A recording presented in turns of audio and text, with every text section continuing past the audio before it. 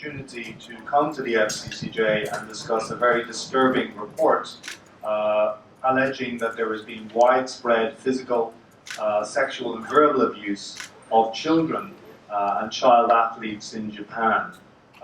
It's a large report, it's 67 pages long, and the title is, "I was hit so many times I could not count." It categorizes the abuse of child athletes in Japan and documents Japan's history of corporal punishment, or what we call taibatsu in Japan, in sports, and finds abuse in training throughout Japanese schools, federations, and elite sports.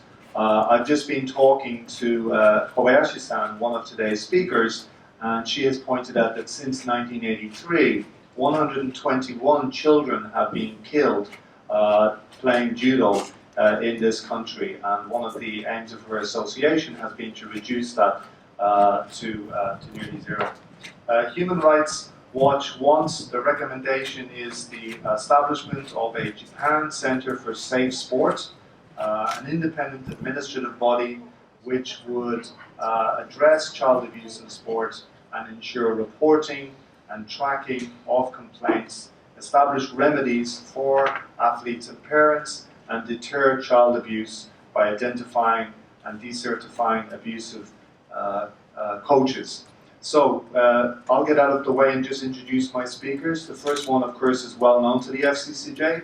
That's Doi-san, Kanae Doi. She is the Japan Director of Human Rights Watch. The second speaker is Keiko Kobayashi. She is with the Japan Judo Accident Victims Association, which campaigns against child abuse in the sport and represents families who have been children who have suffered abuse in the sport, including, incidentally, her own son, which she will talk about. And then the third speaker is Takuya Yamazaki. He's a sports lawyer and executive committee member of World Players Association. Can you switch off your mobile phones if you haven't already done so, please, just to avoid disturbing the speakers. Doi-san, yoroshiku onegai shimasu. Thank you very much. Greetings, everyone. My name is Kanae Doi, Japan Director for Human Rights Watch. Human Rights Watch is one of the largest global human rights organizations with its headquarters in New York. We monitor human rights situation of more than 100 countries around the world. On July 20th, ahead of the one-year countdown of the Tokyo 2020 Olympics and Paralympics Games, Human Rights Watch released a 67-page report titled, "I was hit so many times I can't count: abuse of child athletes in Japan." This report documents Japan's history of corporal punishment in sports, known as taibatsu in Japanese, and found that child abuse is still rampant in sports training throughout Japanese schools, federations, and elite sports. Human Rights Watch Sports and Human Rights Team has done reports on Olympics in the past for Beijing 2008, London 2012, Sochi 2014, and Brazil 2016. Human Rights Watch regularly engage with sports bodies like FIFA and the IOC to engage them to adopt human rights policies. While the topic of child abuse in sports today is a global problem, we chose to focus on Japan for 2020 because the Olympics and Paralympics are coming to Japan. And we knew, and every Japanese know, unfortunately, that corporal punishment, known as taibatsu, has been prevalent in Japanese sports. Youth sports bring many benefits and can contribute to a lifetime benefits in terms of health and well-being. However, this Human Rights Watch new report shows that abuse, taibatsu in particular, are still rampant in both grassroots and elite sports. We spoke directly to more than 50 athletes, many of whom experienced taibatsu, along with verbal and sexual abuse. We also conducted an online survey of 757 athletes from more than 50 sports in 45 prefectures from March to June of this year. Out of these 757 respondents, 381 respondents were 24 or younger. These are not just elite athletes, but also from grassroots sports. We interviewed parents, academics, child protection experts, lawyers, government officials, and sports federation leaders. We spoke to team managers and coaches who experienced abuse as children. Some of them are committed to change these practices and make sports safe for the next generations.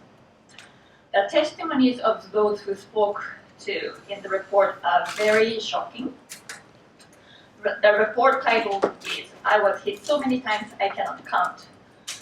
This was taken from a testimony by an elite athlete in his 20s who experienced regular and repeated taibatsu by his high school coach in Western Japan. He said, "The coach would often slap us. It was normal for him to punch us in the stomach and kick us. He often threw players like in Judo. This would happen in many practices, but not all. When a player would make a mistake in a play, the coach would slap or punch or kick or throw the player. This coach physically abused me countless times. I would estimate more, maybe 1,000 or 2,000 or 3,000 times. Once he punched, he would hit several times. He didn't stop after only one time." We have used pseudonyms, including this athlete, because in many cases, they did not want to shame the coaches who abused them, because those coaches mistakenly believed beating and verbal abuse would create champions. Abuse we documented includes punching, slapping, kicking, or striking with objects. Out of 381 young respondents of our survey, 19% indicated they experienced punching, slapping, kicking, or striking with objects. Another feature was excessive or insufficient food and water. Out of the 381 young respondents to our survey, 24% said that they were forced to eat excessive amount of food, and then 7% said they were not provided enough food or water. Another experience athletes has shared with us was they were forced to train when they were injured or punished with excessive training. 22% of young athletes said so. And also cutting or shaving hair as a punishment was also prevalent. 6% of young respondents experienced this. Abuse by older teammates, senpai, was also common. Each of these were sections in this report. For athletes who were assaulted, sexually abused, or harassed by coaches, many are suffering from depression, physical disabilities, and lifelong trauma as a result. Our findings about the system that allows these abuses are: one is that Japan's reform announced in 2013 was far short of international and Olympic standards. And even so, they have not been implemented. Another is that there is no comprehensive tracking of child athlete abuse in Japan. No one is even bothering to count the number of abuse complaints or cases. There is a poor articulation of legal rights of athletes and the legal responsibilities of sports organizations.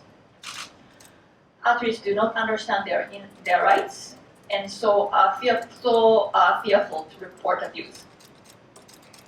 What reporting system there are, they are largely inaccessible to young athletes.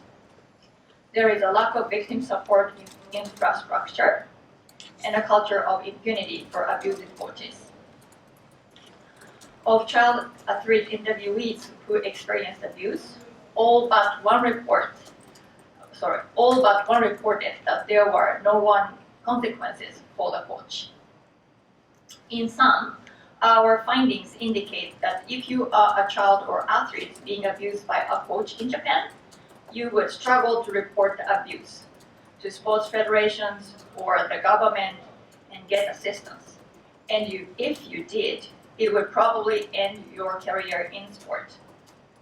While the 2020 Games now delayed for a year due to the pandemic, Human Rights Watch is calling on Japan to take decisive action and to lead in tackling this global crisis of athlete abuse in sport.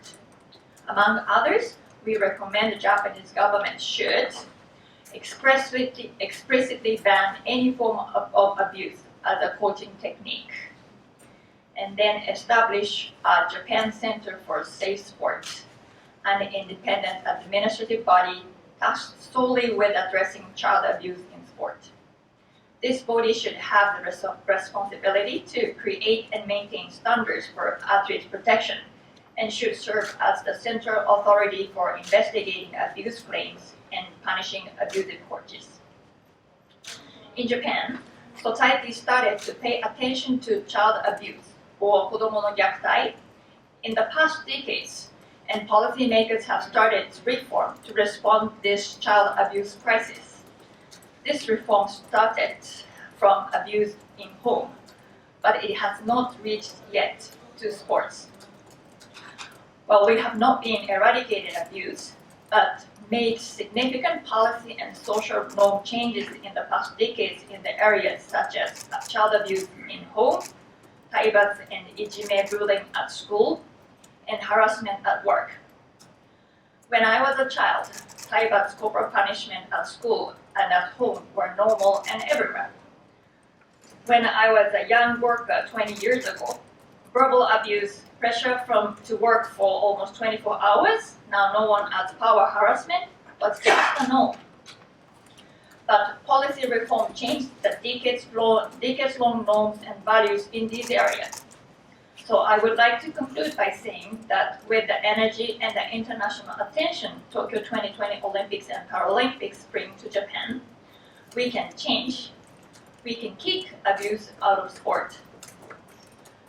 After one year, when Tokyo 2020 starts, I wish Japan will be proud of its reform to protect its own children from abuse in sport and embrace this reform as an important and lasting legacy of Tokyo 2020. Thank you very much. Thank you, Doi-san. Kobayashi-san? はい。お願いします。全国柔道事故被害者の会の小林と申します。 Hello, my name is Kobayashi of the Japan Judo Accident Victims Association. 私の息子は中学校で柔道部に所属していました。 And my son was a member of the judo club at his junior high school. 中学3年の時、柔道部顧問からある高校のスポーツ推薦を勧められました。しかし、息子はその勧めを断り、別の高校に進学を決めました。すると、顧問は柔道場で柔道技を使って息子を痛めつけました。 When my son was in the third year of junior high school, the coach of the judo club advised that he could recommend my son for a high school based on his high judo abilities. However, my son said no to this recommendation and decided instead to go to a different high school. But then the coach used judo techniques on him at the dojo or the judo hall and hurt my son. 息子は期間を締める締め技で2回も締め落とされ、フラフラな状態のままさらに投げられ、脳に大出血を起こしました。 So using a choke hold, which is a judo technique, the coach strangled my son twice, strangled his windpipe twice, which made him very dizzy. He then threw him to the floor in that state, causing him to suffer massive bleeding in the brain. 手術で奇跡的に助かりましたが、息子の脳には重い障害が残りました。 So miraculously, the life of my son was saved through surgery. However, his brain is still severely damaged. 警察は顧問を傷害罪で書類送検しました。 So at the time, the police did file papers to charge the coach of inflicting bodily injury. しかし検察は不起訴にしました。However, the prosecutor dropped these charges and they did not indict. 柔道場で柔道着を着て柔道技を使えばどこまでが柔道でどこからが犯罪か区別できないという理由です。And the reason for this is that they said, well, if it happens in the dojo, wearing judo clothes and using judo techniques, then we cannot distinguish between what is judo and what is a crime. 教育委員会も全国柔道連盟も息子の受けた虐待を運の悪い事故として片付け加害教諭を一切処罰していません。彼は今も中学教師として働き柔道指導を続けています。So both the Board of Education and the All Japan Judo Federation dismissed the abuse which I suffered as just having been an accident of bad luck. The perpetrator was not punished at all, and in fact he still works as a junior high school teacher and still continues to coach judo. 日本では記録が残っている1983年からこれまでに柔道で死亡した中高生は121人に上ります。しかもこれには一般道場の死亡は含まれていません。In Japan, the records of the number of junior and senior high school students who have died in judo have been made since 1983. And these records now show that 121 such students have lost their lives. However, this number does not even include those deaths which occurred outside of schools, such as those which occur at regular dojos. ましてや柔道で障害者になった子どもたちの総数は全く調査されていません。日本では長年運の悪い事故として片付けてきたからです。And on top of this, there has been absolutely no research done in Japan on the total number of children who have incurred disabilities as a result of or through judo. And this is because Japan has long dismissed such cases as, in my case, as just being an accident of bad luck. 私は海外での柔道事故を知りたくて、フランス、イギリス、オーストラリア、アメリカなどの柔道連盟や関係者に問い合わせました。I wanted to know about the cases of judo accidents in other countries. So I myself contacted the judo federations and officials in other countries, including France, the UK, Australia, and the United States. するとどの国でも少なくともこの20年間亡くなった子どもは一人もいませんでした。And through this, I found out that no child had died in any of these countries in judo for at least the last 20 years. さらに海外には柔道を安全に指導するためのしっかりとした施策があることも知りました。Through this, I also learned that in these other countries there are solid measures in place so that judo can be taught safely. 日本では今も柔道事故が起こり続けています。In Japan, judo accidents continue to occur even now. 昨年も小学校5年生が亡くなりました。Last year, another 5th grader died. 小学4年生が重篤な障害者になっています。And a 4th grader also became seriously disabled. 発達障害のあるお子さんが何人もさらなる障害を負いました。A number of children who are living with developmental disabilities have also suffered even further disabilities on top of this as a result of such cases. 海外の施策を参考にすることで、日本でも子どもを安全に指導することは実現可能です。By learning from the policies which are in place in other countries, it is possible to teach children judo safely in Japan as well. 死亡する子どもをゼロにできると強く信じています。I strongly believe that it is possible to reduce the number of children dying in judo in Japan also to zero. Thank you for giving me time to speak. Thank you. Thank you, Kobayashi-san. Kobayashi-san, would you mind just saying, if you don't mind, how old is your son now? はい、今、15歳の時に怪我をして今15年経って30歳です。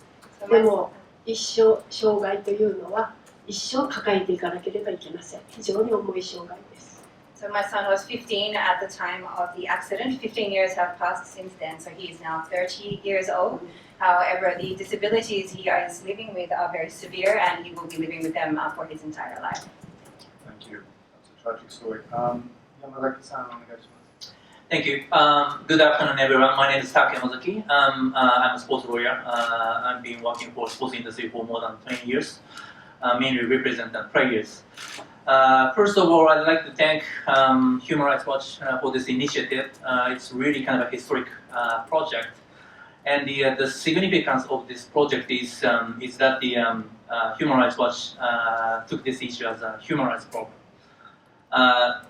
Very few people on the ground in Japan are aware that this is a human rights problem. And as you rightly pointed out, Kanae-san, it's been socially accepted. And many parents are even kind of thankful for this kind of corporal punishments. I think the real problem here is that we have accepted this practice, and this is due to our culture or social norm, or I would say hierarchical culture in Japan. And actually, I have met many kind of coaches during my career or sports lawyer's career, but they don't really have kind of a malicious intent. They just want to, they are just keen on developing a good children or good players, and that makes it really kind of complicated. So, but I think that this report is not aiming to criticize any particular person. This is to encourage all the people to make a change, make a real change, which we have failed so far, to take advantage of this opportunity 1 year ahead, 1 year before the Olympics. So the problem is what we should do moving forward. I think we need to do two things. So one is as was suggested in this report by Human Rights Watch.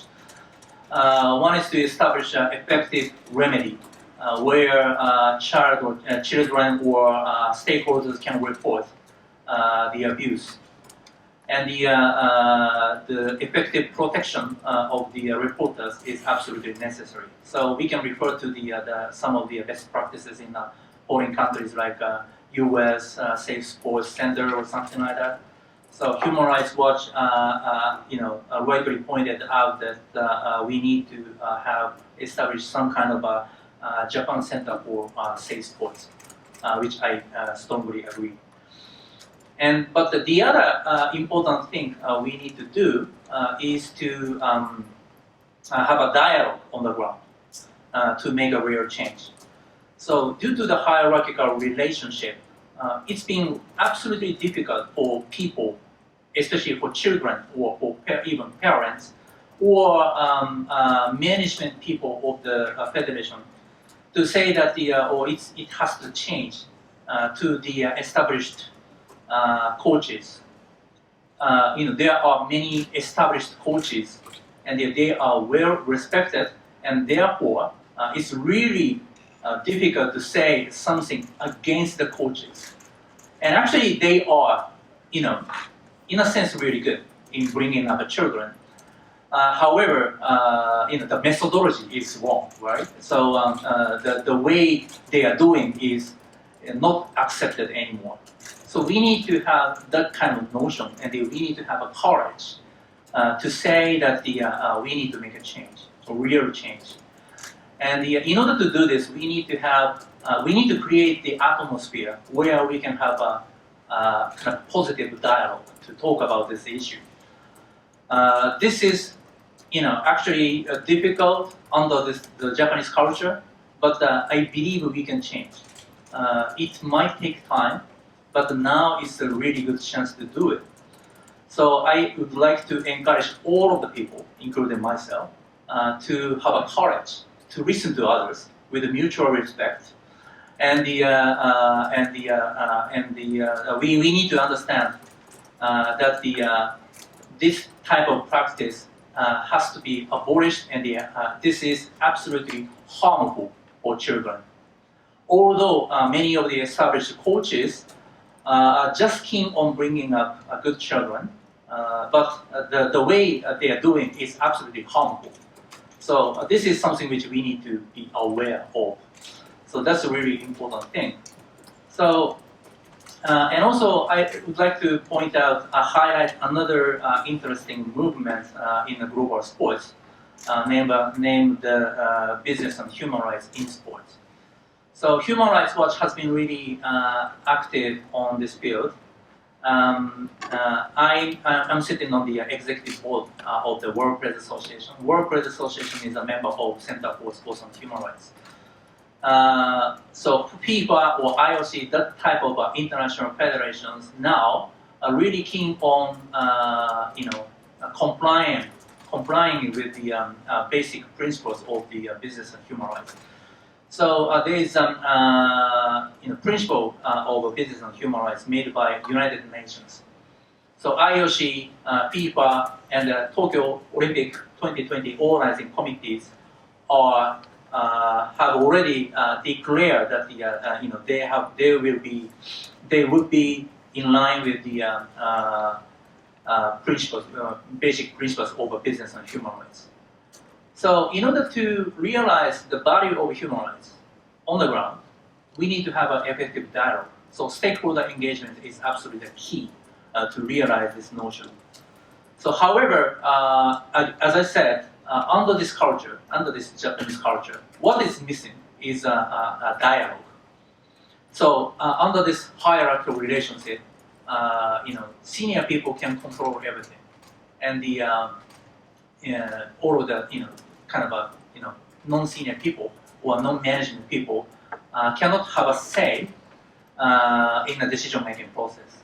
So by taking advantage of this opportunity, I'd like to encourage all of the stakeholders in sports to establish an effective dialogue where we can have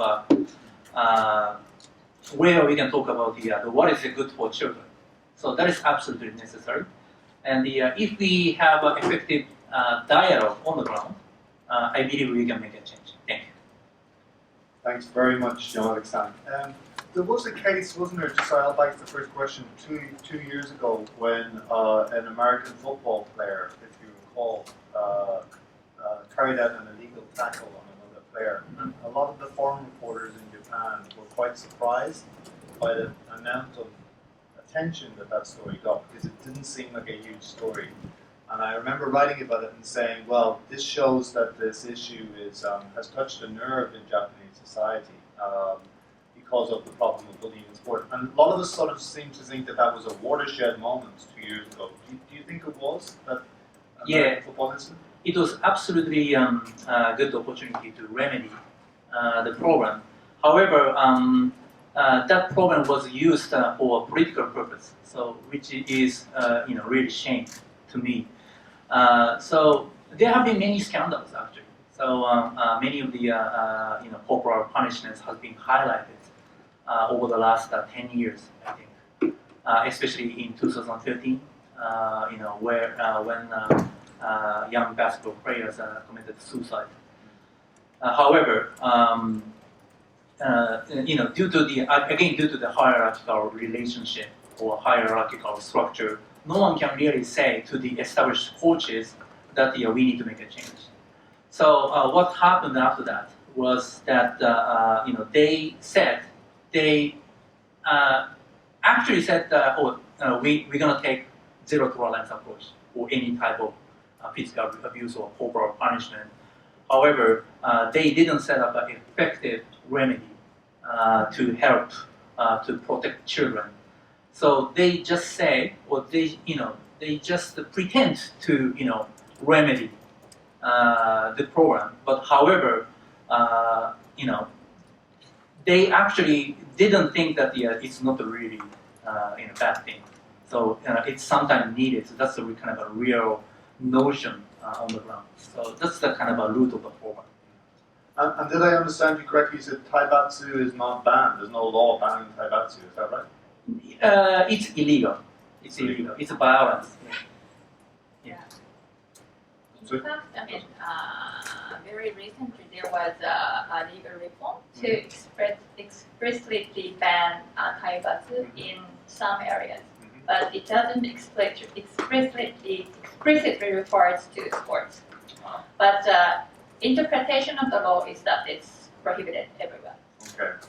Yeah. So the problem is the interpretation of the laws. So it's been intentionally, kind of blurred or vague by the management people. So because many people want to protect the established coaches, or they don't have a courage to say something against the established coaches. So that is why they, their interpretation has been really vague. Right. Yeah.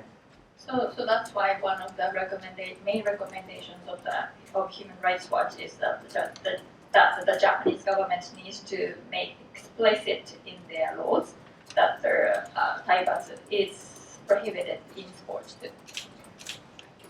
Right, thank you very much. Well, we have 25 minutes for questions, so let me open it up to the floor. Anybody would like to ask a question, please give your name and your organization and ask away. Andy Sharp.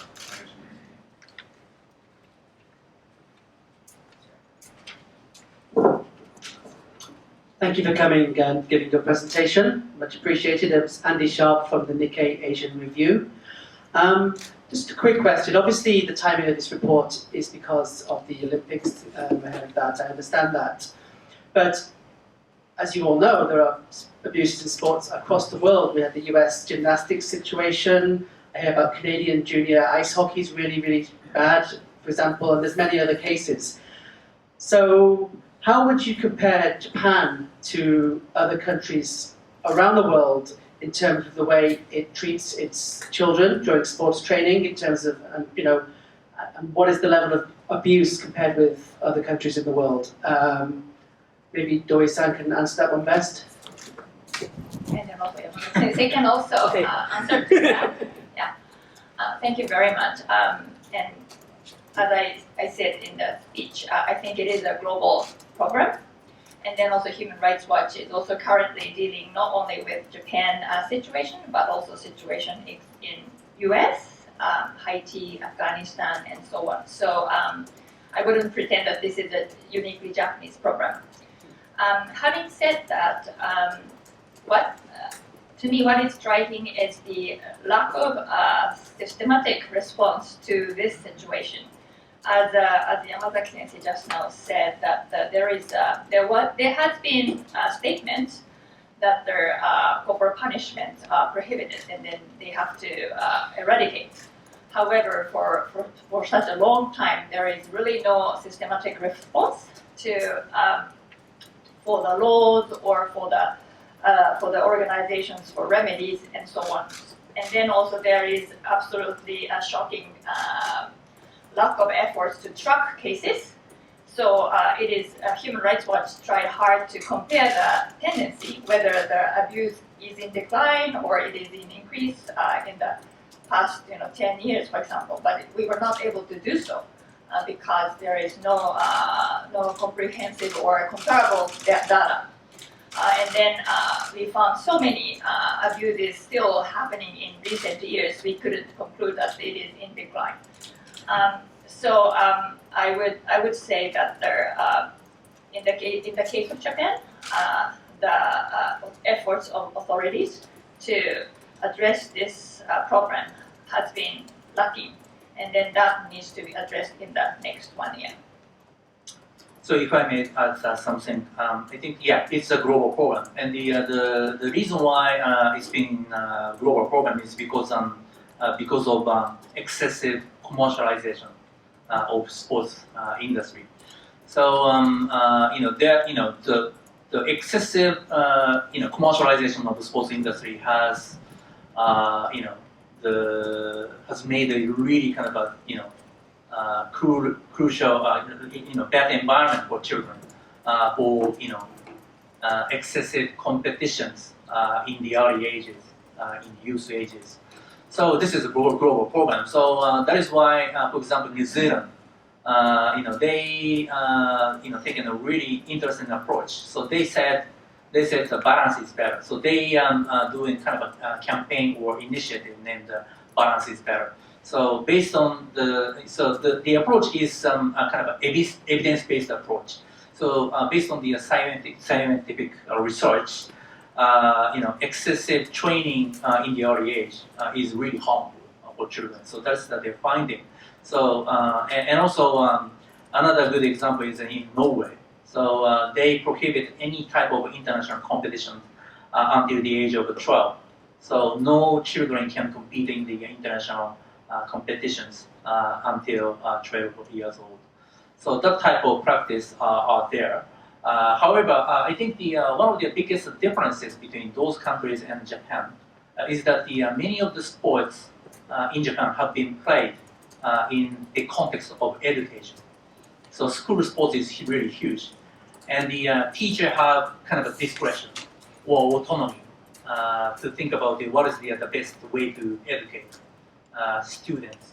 So it's not really kind of a player, it's just a student who needs education. So that is a part of the reason why this type of practice has been kind of exempted from criminal laws or relevant laws, which clearly says that illegal. It is illegal based on the Japanese laws. Yeah. Thank you. Any more questions on the floor? Dozo.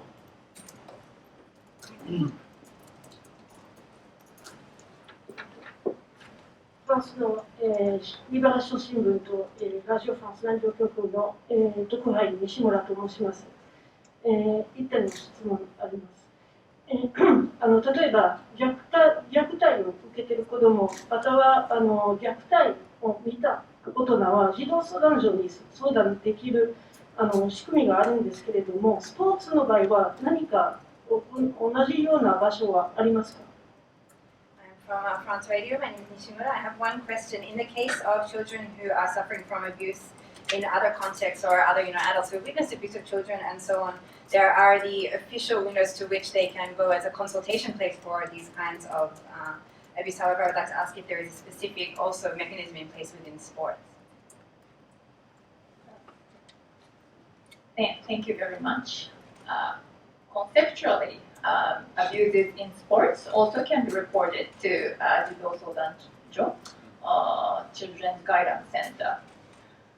However, I don't think it is happening very often. Well, I would say it rarely happens.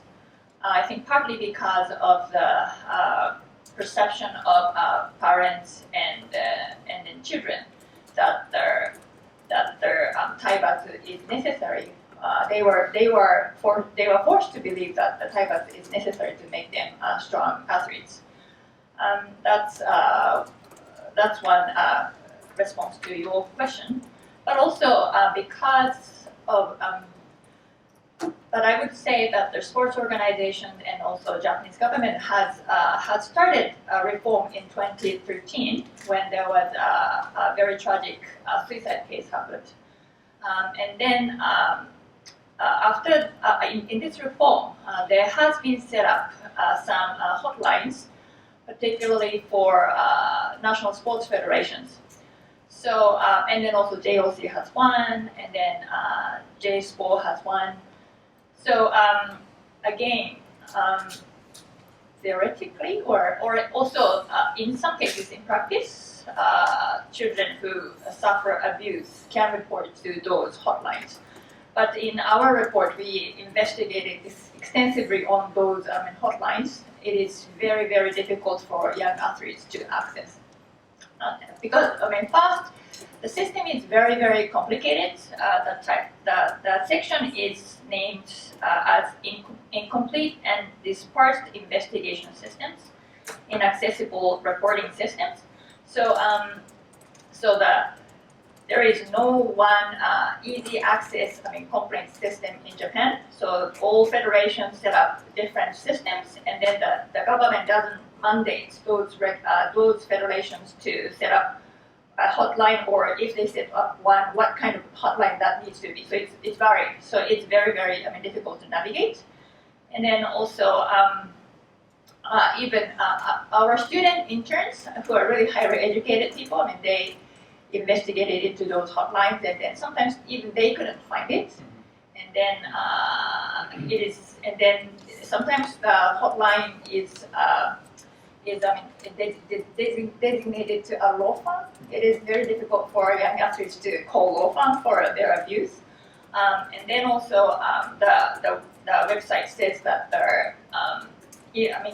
and then also it is very difficult for athletes to report their own abuse to their own sports federations, because they fear retaliation.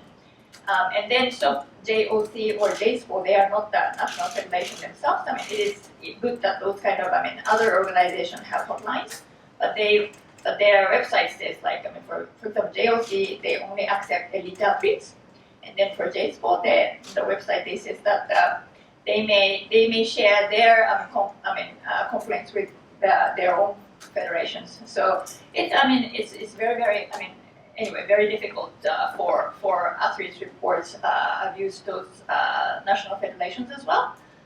And then it is not known. We have interviewed more than 50 athletes, and then only one person knew about this system. So overall, really the complaint mechanism of Japanese sports is not at all functioning. So that is why Human Rights Watch is calling on truly independent So remedy system. that's why we are calling on the Japanese government to set up Japan Safe Sports. Japan Center for Safe Sports, because there should be one channel for complaint, and then they should be accessible. I guess if my son came home and said he had been hazed or hurt playing sports in school, I would just go down to the local police station and report the coach. Is that an option? Under the current law, the coach can be prosecuted, right? Yeah, but as she rightly pointed out, the problem is to what extent it can be exempted due to the sporting context, right? So that's a difficulty. Right. Yeah. We have a question from an online caller here. So this is from, his name is Aaron Miller, and he is with the University of California, Berkeley. He has written a book called Discourses of Discipline, an Anthropology of Corporal Punishment. He says, there's a critical question: why didn't your report consult more anthropological studies on this topic, which consider the nuance that is involved in this issue? He says there are countless Japanese language studies that take a more nuanced look at this subject. Your report doesn't give them the attention they deserve. Do you want to answer that question? So you're basically saying your report lacks nuance, I think, as far as I can answer this question, because it doesn't consult Japanese language sources enough. Yeah, I think this is kind of related to what I said earlier. So I think the context is really important, or nuance is really important, because under our culture, the context is always important. So we need to read the atmosphere all the time, and so that is why it's really hard for stakeholders to have a courage to report what's actually happening. So, but as I said, the few coaches, of course, her example is absolutely unacceptable. It's absolutely, just a violence. However, many of the coaches, don't really have a, malicious intent. So they just, passionate in growing up good child or good players. So we need to understand the complexity of the program. So they strongly believe that they are facing the program. They are, looking at the children really closely, and then they think it is absolutely necessary at the moment. However, we can hardly say to those kind of believers that now it's not allowed, or we need to make a change. It can be done in a different way. So that's something which we needed to tell them. However, of course, we need to make a research, maybe psychological research or more kind of a high context type of research. But I think the best solution to tackle this problem is to have a dialogue. On one hand, we need to respect them. Of course, what they are doing is wrong. However, they don't really have a malicious intent. So we need to pay a kind of certain respect to them. However, at the same time, we need to, on the other hand, we need to deliver the right message to for example, established cultures. So that type of social, cultural context is something which we need to be aware of. I'm not sure I'm answering the question correctly, but yeah. Thank you. Doi-san? Yeah. Well, I don't know. Nuances are important, but while we are talking about human rights of children, so we are really talking about the minimum standards, the legal standards, which the government and the adults needs to follow. So here, I'm not telling that the coaches have malicious intent. Or I talked about the child abuse at home or at school, like taibas at school, or harassment at work. These were very big problems. Still, a big problem in Japan. But the policy reform has changed the practices significantly.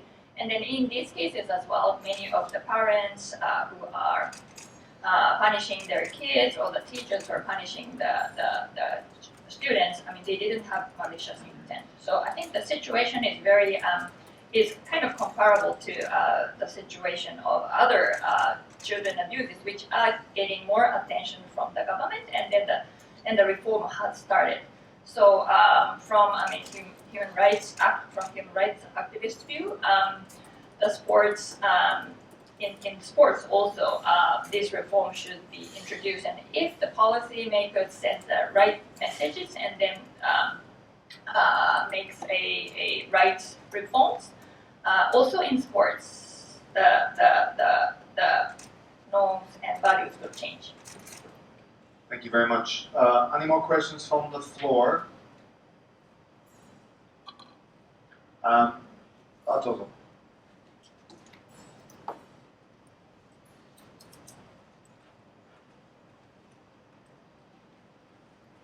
Hiroshi Hiyama from Thank you very much for coming. Two questions. Was there anything that surprised you while you were researching this project? You said that it is widely known problem and that it was socially accepted, etc. And you talked about the lack of systematic response. Is it a uniquely Japanese phenomenon, do you think, or do you think that it is also a global problem? And also, Doi-san also mentioned earlier that social awareness about child abuse or domestic abuse or corporal punishment in classrooms have changed and improved in the past 10 years, 20 years. I wonder if the same could be done here. And what led to this improved awareness of this child abuse or corporal punishment, resistance or corporal punishment in classroom? And sorry, the third question: if Kobayashi-san's case happened today, for example, could it have a different outcome? Do you think that things have changed over the past 15 years? Thank you. Well, there's 3 questions. That's going to keep you busy.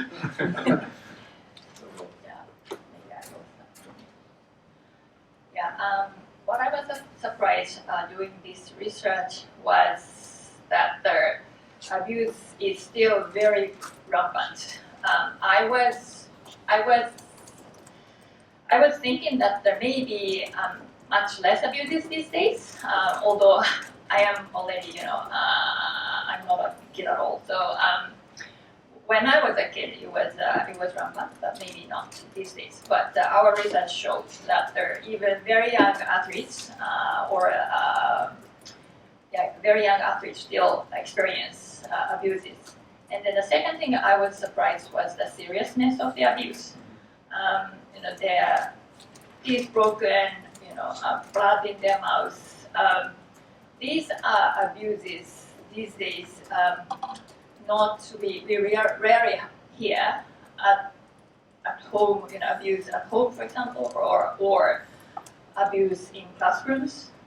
If that happens, it's a scandal. But in sports, it's still happening regularly. So those, how widespread it is still, today, and also the seriousness was something I was struck as a activist who has watched child abuse very closely in the past years. And then, so about the systematic response, also in this report, we talked about the international movement for safe sport, and then responding to their own domestic crisis. U.S. has, as Yamazaki said, we talked in our report about the U.S. Center for Safe Sport, or UK has a similar system, Canada has one, and then also IOC has started their own reform to encourage their partners, domestic partners, to start reforms. So, so there are serious reforms in other parts of the world to tackle this problem, but Japan has been part to those counterparts. So Japan needs to start now in order to be one of the countries who can be proud that they have responded to this crisis before the Olympic Games. And then about the Kobayashi case, it's very difficult to, of course, tell what would happen if the situation is different. But if there is a serious, if there were serious reforms in Japan, and then the coaches were informed that their taibatsu type techniques are illegal, and then if they are instructed by law, and then the responses to other coaches have been serious, he would have informed that this would end his career as coach, and then therefore he wouldn't. It is a good opportunity that he wouldn't have resorted to that technique. I think a lot of people will be astonished that the coach who hurt Kobayashi-san's son is still not only working but coaching children. That's kind of amazing, though. Right. Yes, that's also one of the issues we have closely investigated on, and then in this report we have one chapter saying impunity for abusive coaches. So because Japan doesn't have uniformed standards for children's protection. Therefore, they don't have uniform standards. The Japanese government doesn't have standards to discipline coaches. So it varies on federations to federations, and then they are very soft. So if you look at the UK's child protection system, so that type of coaches cannot coach anymore in other sports. Right. So. Right. Just a question that came to mind, which I wanted to ask you earlier, is judo an outlier? There are a lot of injuries in judo, and sumo obviously is another sport, isn't it? Which has a lot of violence. And whenever we do stories on sumo, we hear the same kind of responses from coaches and commentators. Sometimes even from foreign commentators, they'll say tough love is part of the sports, right? Would that be correct to say? That those are the worst, are they? Judo, sumo would be the worst examples there are others? I can say that. Yeah, sumo is more kind of complex one. You know, it's of course it's a sport, but it's not just a sport. So yeah, it's a really kind of culture. There are a lot of cultural elements associated with it. However, yeah. So as you may have seen, you know, there have been a lot of corporal punishments in the context of sumo. So yeah, I can say it's one of the worst, you know, sport. Final question. So presumably if the Olympics are cancelled, which some people think may happen, does that affect at all your strategy going into the next year? I hate to ask, but I do have to.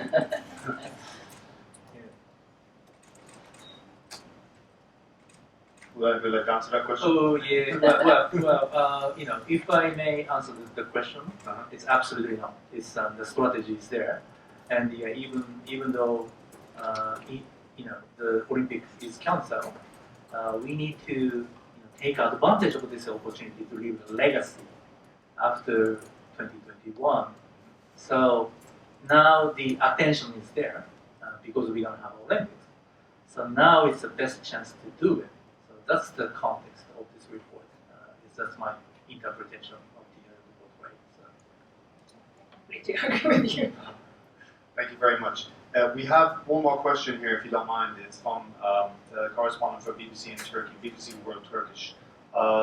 Can you elaborate on the sexual abuse of especially young female athletes, where the intention is definitely not educational? So this is a good point, isn't it? Some of the other coaches can get away with saying, well, this is tough love or this is part of the sport, but sexual abuse obviously cannot be explained away that way. And just as context, we did have that major scandal in America with Larry Nassar, who was systematically abusing gymnasts, wasn't he, for many years, and wasn't caught. So it's not an exclusively Japanese problem. Would you like to just comment on that?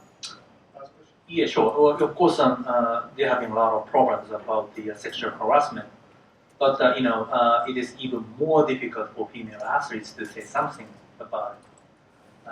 They feel it's kind of shameful to say such kind of thing. So we really need to encourage them to speak out. I think this is a really good time to encourage them by having a really good remedial system. So the remedy is important. So they have to be protected. They, of course, up until now, in order to do this, they needed to sacrifice their career. Right? So, but we need to, establish a better protection system for them. I would add that out of the 381 survey respondents, 24 years and younger, we had 5 reports of sexual abuse. So female athletes. Yes. And then, compared to physical violence, the number is very little, and therefore our reports focus more on physical abuses. However, we believe that as Yamazaki said, that the sexual abuse is the most difficult abuse to report to. So we don't believe that, we do not know whether this number represents the reality on the ground. So we particularly believe that it is important to set up an independent administrative body to report abuses. If there is one independent and effective body to report to, it will be much easier for sexual abuse survivors to report to. And then I believe that, like the case in the United States, I understand that the U.S. Center for Safe Sports is flooded with complaints, particularly on sexual abuses. I believe that there also in Japan, it will be more cases reported. Currently, the situation is very difficult for sexual abuse survivors to report. Yeah, just one thing. There is a problem, what we call a grooming problem. So they don't really want female young athletes don't want to believe that it's a sexual harassment. Because they have a really close relationship with the coaches, and due to its intimacy, they don't want to believe they are sexually harassed by coaches. So it makes it really difficult. Right.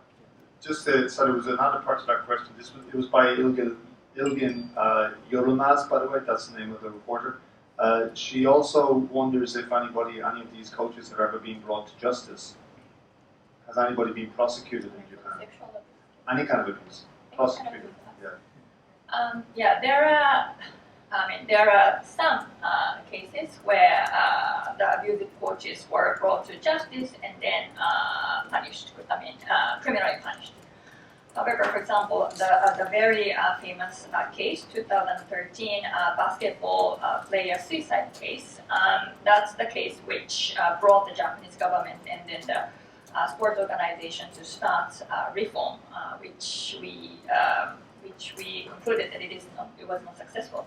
However, but that coach, I believe, got like 1 year and a half or something. Sentenced with a suspension of the sentence, so he didn't end up going to jail. So it is like Kobayashi-san's case. The prosecuted dropped the cases, and then if only very, very few cases can end up in the courts. But even in such a few cases, the punishment is very low because I think that the judges are hesitant to really accuse the coach because they also believe that the coaches do not have malicious intent. Right. Well, thank you so much. Is it a very quick question? No, that's Yeah? a question. It has to be really quick because we're out of time. 確認ですけれども、小林様の件ですが、民事裁判を起こしたんでしょうか。賠償金のはありました。はい、ありました。はい、わかりました。ありがとう。So that was just a clarification question to confirm that Ms. Kobayashi did indeed have a civil suit and there was compensation issued within that case. Well,すみません、どうぞ。英語のホームページを私たちの会は持ってます。で、その中に過去のとにかく新聞記事に載っている死亡記事を見つけ出して全部英訳してホームページにアップしてます。今53件アップしてますけれども、まだたくさんの死亡事故を見つけ出してアップしようと思ってます。で私の息子の事例は特別なケースではなくってじゃなきゃこんなに百何十人も死ぬわけないし121人しか死んでいないんじゃなくって記録があるのが残っているのが121人だけなんです。ですから海外からの力で子どもたちを日本の子どもたちを守っていただきたいと思います。So to add one further point, on the homepage of the Japan Judo Accident Victims Association, Ms. Kobayashi-san's association, they have also translated all of different newspaper articles which refer to specific deaths of children within judo as well, translating them into English to post on the website to share that information. To date, they have posted 53 cases, and of course there are many, many more which they still are wanting to look into and ensure that this information can be shared as well. So her son's case is not any particular case out of the ordinary. There are 121 children who have died in such circumstances only since it has been, or only within which has been recorded. So this is not saying that there's only 121, but actually that there's 121 who have been recorded within this data. And therefore, we hope that we can also bring upon the support or the attention of people from other countries as well in order to protect the children here in Japan. Thank you very much. Well, I've just checked, and the Japan Judo Accident Victims Association website is in English and it is regularly updated. The last post was the 20th of July. So thank you very much for pointing that out for people who are writing stories. Well, thanks so much. It's a disturbing topic, and I feel we could have given it a lot more time. And that extraordinary statistic, 121 children killed playing judo, I've never heard it before. It really is disturbing. So thanks so much to Kanae Doi, Japan Director of Human Rights Watch, an old friend of the club, of course, you've been here many times. Thanks so much. Keiko Kobayashi, Japan Judo Accident Victims Association, Takuya Yamazaki, sports lawyer, Executive Committee member of World Players Association, and we should not forget, of course, Mary Joyce there, toiling away at the other end of the table. Thanks so much, as always, for your smooth Rolls-Royce translation. And as is our tradition, we award you honorary membership of the club, and we hope you'll come back maybe next year and update us on the situation. Thank you very much.